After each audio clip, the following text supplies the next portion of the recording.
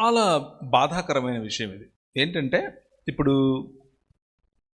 ఒక కుటుంబంలో జరిగే స్త్రీ పట్ల జరుగుతున్న శోషణ, స్త్రీని అదిమివేయాలని, స్త్రీ నోరు నొక్కేయాలని జరుగుతున్నటువంటి ఒక భయంకరమైన ఒక ముగ్గది. ఆ ముగ్గులో పాస్టర్ పాల్గొనటం నాకు అసలు నచ్చలేదు. అది కాదు బైబిల్ చెప్తున్నది. బైబిల్ చెప్తున్నది దాని అర్థం అది కాదు. స్త్రీలు కూర్చున్నవారు మీ భర్తలను మార్చుకునే ప్రయత్నం మీరు చేయాలి. అందులో ఏ డౌట్ లేదు. చీటికి మాటికి విడాకులు అనేది బైబిల్ చెప్పదు. ఆ విడాకులు ఇవ్వమని ప్రోత్సహించదు. విడాకుల కంటే క్షమాపణే ముందు మనకు ముఖ్యం. క్షమాపణ తర్వాతే ఏదైనా. ఇందులో ఏ డోకా లేదు, ఏ డబుల్ స్టాండర్డ్స్ లేవు. కానీ మీరు చెప్తున్న ఉదాహరణ క్షమించేంత వరకు బాగుంది, కానీ కలిసి ఉండేందుకు లేదు. నేను అదే చెప్పాను. క్షమించవచ్చు, కలిసి ఉండేందుకు లేదు. ఎందుకు నేనేమన్నానంటే క్షమించి వదిలేయండి అని కూడా చెప్పలేదు. ఎందుకంటే ఇప్పుడు క్షమించి వదిలేస్తే ఇప్పుడు ఎలాగూ నువ్వు ఆ అబ్బాయితో కాపురం చేయకూడదు కూడా. వాడు మారతాడన్న హోప్స్ కూడా లేవు. చాలా రోజులు అయిపోతుంది, అయినా మారలేదు. రెండోది పైపెచ్చి వీళ్ళ మీదే తిరుగుబాటు చేస్తున్నాడు. సో అలాంటి సిచ్యువేషన్లో నువ్వు ఎలాగూ అతనికి విడాకులు ఇచ్చేస్తావు, అది రైట్ వే. బట్ నేనేమన్నానంటే నువ్వు వాడిని క్షమించి వదిలేస్తే రేపు ఇంకొక అమ్మాయిని మళ్ళీ వాడు పెళ్లి చేసుకుంటాడు. పెళ్లి చేసుకుని మళ్ళీ ఇదే సీన్ రిపీట్ చేస్తాడు. నీ జీవితం ఎలాగైతే నాశనం అయిందో అలాగే ఆ అమ్మాయి జీవితం కూడా నాశనం అవుతుంది. కాబట్టి నువ్వు చట్టపరంగా వెళ్ళి అతనికి శిక్ష. క్షమాపణకు చట్టానికి సంబంధం లేదు. క్షమాపణ హృదయానికి సంబంధించి. అవును, చట్టపరంగా వెళ్ళంది విడాకులు జరగవు. చట్టపరంగానే వెళ్ళాలి, వేరే ఆప్షన్ లేదు. మనసులో మన ఇద్దరు విడిపోయాం అనుకుంటే కుదరదు. అంటే నేను అన్నదన్నా చట్టపరంగా విడాకుల కొరకు చట్టపరంగా వెళ్ళమని కాదు, లీగల్ యాక్షన్ కూడా తీసుకోండి. వాడు చేసిన హెరాస్మెంట్కి లీగల్ యాక్షన్ కూడా తీసుకోండి. అదే హరాస్మెంట్కి తప్పకుండా. అంటే వెళ్ళి విడాకులు అప్లై చేసినప్పుడు, లేకపోతే నేను ఈయనతో ఉండను అని అన్నప్పుడు, కారణాలు అడిగినప్పుడు నిజమే చెప్పాలి కదా. ఇదే చెప్పాలి, ఉన్నట్లే చెప్పాలి. అబద్ధం చెప్పాల్సిన అవసరం ఏంటి? ఉన్నదే చెప్పాలి. ముఖ్యంగా మీరు చెప్తున్న కారణాలలో ఒకవేళ అంటే జనరల్గా, నేను బ్లాంకెట్ స్టేట్మెంట్స్ చెప్పట్లేదు, జనరల్గా పురుషులను ఇంటికి తీసుకొచ్చి మత్తులో ఉన్నప్పుడు తన భార్యను పరాయి పురుషుడితో పడుకోమని చెప్తున్నాడంటే నంబర్ 1. నంబర్ 2, ఇంతకుముందు మీరు నాకు ఇచ్చిన డీటెయిల్స్ ప్రకారంగా తన భార్య ఒంటరిగానో బట్టలు మార్చుకుంటున్నప్పుడు, వాష్రూమ్లో ఉన్నప్పుడు ఫోటోలు తీసి తన ఫ్రెండ్కి పంపిస్తున్నాడు అని అంటే, అలాంటి వాళ్ళు జనరల్గా సైకలాజికల్గా, అంటే కొద్ది గొప్ప నాకు అందులో ప్రవేశం ఉంది కాబట్టి చెప్తున్నాను, వారు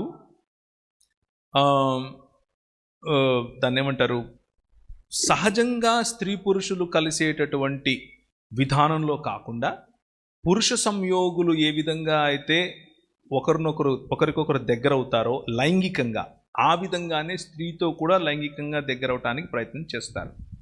ఇది సైకలాజికల్గా ప్రూవెన్. అంత మాత్రమే కాదు, అలా జరుగుతోంది, ఫోటోలు పంపిస్తున్నారు అనంటే అతను కూడా ప్రాక్టికల్గా స్త్రీ కంటే ఎక్కువగా పురుషులకే ఆకర్షితుడు అవుతున్నాడు. దాని అర్థం అది. సో పురుష సంయోగిగా ఉన్నటువంటి పురుషుడు మీరు ఏదైతే కారణం చెప్తున్నారో, అంటే వ్యభిచారం తప్ప, ఇతను ఆల్రెడీ అందులో ఉన్నట్లే. అవును, ఇది ప్రూవెన్ ఫ్యాక్ట్. 100 తీసుకుంటే 100లో 99 ఇవే ఉంటాయి కేసులు. అవును. సో ఒకవేళ ఇది లేకపోయినా శాడిజం అనేది, సేడిజం అంటే మనిషిని కృంగదీసి పశువులాగా చూడటం. అది ఇందులో కొన్ని సిగరెట్లతో కాల్చే శాడిస్టులు ఉంటారు. అది ఫిజికల్ అబ్యూస్. ఇప్పుడు మీరు చెప్తున్నది సెక్షువల్ అబ్యూస్. అవును, హెరాస్మెంట్ ఉంటది, చాలా దారుణం కొడతారు. అవును, జుట్టు పట్టుకుని ఈడ్చుకుపోతుంటారు, పీక నొక్కేస్తుంటారు. ఇలాంటివి చేసేవాళ్ళు కూడా కొంచెం కొంతమంది ఎమోషనల్ అబ్యూస్ చేస్తారు. కొంతమంది పిల్లలు, వాళ్ళను కూడా జీవితాంతం కూడా సప్రెస్ అవుతూ ఇలాగే బతకాలి. అవసరం లేదు, కరెక్ట్ కాదు కదా. అవసరం లేదు. బైబిల్ అలా చెప్పదు. మీకు విడాకులు ఇష్టం లేకపోతే విడాకులు తీసుకోకండి. మీకు విడాకులు వద్దు, విడాకులు తీసుకోకండి. కానీ బలవంతంగా ఆయనతో బ్రతకాల్సిన అవసరం లేదు. అలాంటి లేనే లేదు. ఫిజికల్ హెరాస్మెంట్ కాకుండా చాలా మంది మాటలతో హెరాస్ చేస్తారు, అనుమానంతో హెరాస్ చేస్తారు. అలాంటి కేసెస్ కూడా ఇందులో యాడ్ చేసుకోవచ్చా?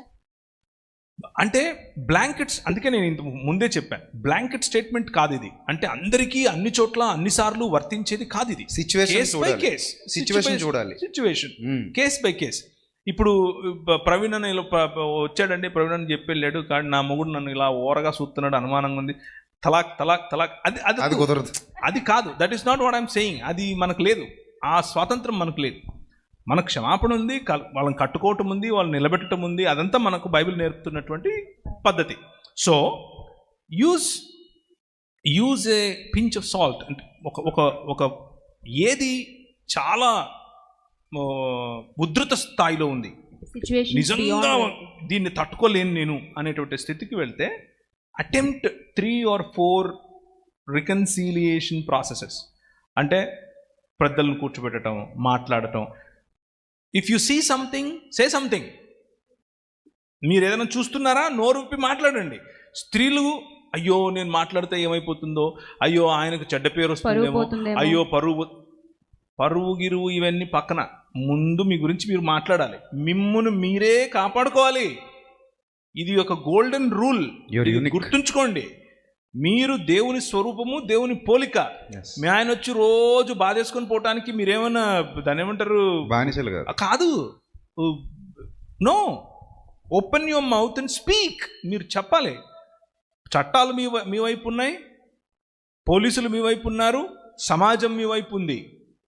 సో నీ భర్తగానే ఆయన ఎంచండి, మేము కాదనట్లేదు, కానీ రోజు తన్నులు తినేందుకు మీకు హక్కు లేదు. యాక్చువల్గా మీ పైన మిమ్మల్ని మీరు అబ్యూస్ చేసుకునే హక్కు మీకు లేదు. ఎందుకంటే యు బిలాంగ్ టు గాడ్, మీరు దేవుని సొత్తు. సో ఆ మైండ్ఫుల్గా ఉండండి. రైట్ అన్న. ఇంకొకటి ఏదైనా చూస్తే మాత్రం ఇది చాలా ఇంపార్టెంట్, మళ్ళీ నొక్కి చెప్తున్నాను. If you see something, say something. మీ పొరుగింట్లో అలాంటి అబ్యూస్ జరుగుతూ ఉంటే మీరు మాట్లాడండి, అది మీ బాధ్యత. క్రైస్తవరాలుగా మీ బాధ్యత, మీ రెస్పాన్సిబిలిటీ. ఇంకొక చాలా ముఖ్యమైన విషయం, అమ్మాయిలు, చిన్నపిల్లలు, మీ పిల్లలకు నేర్పించండి. ఇది ఇంత వయసు నుంచి నేర్పించండి. ఒళ్ళో ఎవరైనా కూర్చోబెట్టుకుంటే కూర్చోకూడదు. ఎక్కడ టచ్ చేస్తున్నాడు, ఎక్కడ టచ్ చేయట్లేదు, ఏం మాట్లాడుతున్నాడు, ఏం మాట్లాడట్లేదు. మేనమామ, చిన్నాయన వద్దు, ఏ డ్రామాలు వద్దు. ఎక్కడ ముట్టుకున్నా ఆయన తప్ప, సొంత తండ్రి తప్ప, తాత కూడా వద్దు. ఏంటి వీడు ఇలా మాట్లాడుతున్నాడు అనుకుంటున్నారా? నాకు అనుమానం ఏమీ లేదు, నేను అనుమానం పిశాచినేమి కాదు. కొన్ని కేసెస్లో తండ్రిని కూడా నమ్మలేని పరిస్థితి. కరెక్ట్. నా దగ్గరికి 4-5 కేసులు వచ్చాయి. నేనే 4-5 కేసుల్లో మాట్లాడి ఆయనకు కొంచెం బుద్ధి గడ్డిపెట్టి పంపించాను. సొంత తండ్రి. నో, అంటే అది మానసిక వైకల్యం క్రిందకు వస్తుందన్న. అందరూ అలా ఉండకపోవచ్చు, కానీ కొందరు ఉన్నారు. అది మానసిక వైకల్యం. అలాంటప్పుడు ఆడపిల్లలకు మనం జాగ్రత్తలు చెప్పి మిమ్మల్ని ఎక్కడ ముట్టుకుంటున్నారు, ఎవరు ముట్టుకుంటున్నారు, ఏ విధంగా చూస్తున్నారు, ఏ విధంగా మీతో మాట్లాడుతున్నారు, ఇవన్నీ చిన్నప్పటి నుంచి కూడా మనం వాళ్ళకి దాని ట్రైనింగ్ ఇవ్వాలి. ఇక్కడ ఒక చిన్న కేసు చెప్తాను. ఇది మానసిక వైకల్యం ఒకరోజు వచ్చేది కాదు, మనము పెంచి పోషించేది. మనం పెంచి పోషించే వ్యవస్థ. మీ పిల్లలకు మీరు ఇది చెప్పకపోతే, ఆడపిల్లలకు ఇది చెప్పకపోతే, ఇది ట్రైనింగ్ చేయకపోతే, మా అన్నే కదా, మా బావే కదా, మా మామే కదా, మా చిన్నాన్నే కదా అని వాళ్ళకు తెలీదు. వాళ్ళకు తెలియకుండా అవతలి వాడికి చోటిస్తారు. అంతా అయిపోయిన తర్వాత మనము ఏడుస్తూ కూర్చోవటం కంటే మొహమాటం. మీరు కుక్కలు పెంచుకోండి ఇంట్లో, పర్లేదు. పిల్లులు పెంచుకోండి, పర్లేదు. పాములు పెంచుకోండి, మొహమాటాలు పెంచుకోబాకండి. దానివల్ల ఎవడికి లాభం లేదు. డైరెక్ట్గా చెప్పండి. అది పాము కంటే ప్రమాదం, చాలా ప్రమాదం. పాప పెద్దగా అవుతుంది, దూరంగా ఉండండి, డైరెక్ట్గా చెప్పండి. ఏంటి తప్పు? అవసరమైతే ఇంటికి రావద్దని కూడా చెప్పొచ్చు. 100% చెప్పండి. పాప పెద్ద అవుతుంది, కొంచెం దూరం ఉండండి, అయిపోయా. ఒక్కసారి చెప్తే ఇంకా లైఫ్ లాంగ్ రాడాడు. Be straight forward.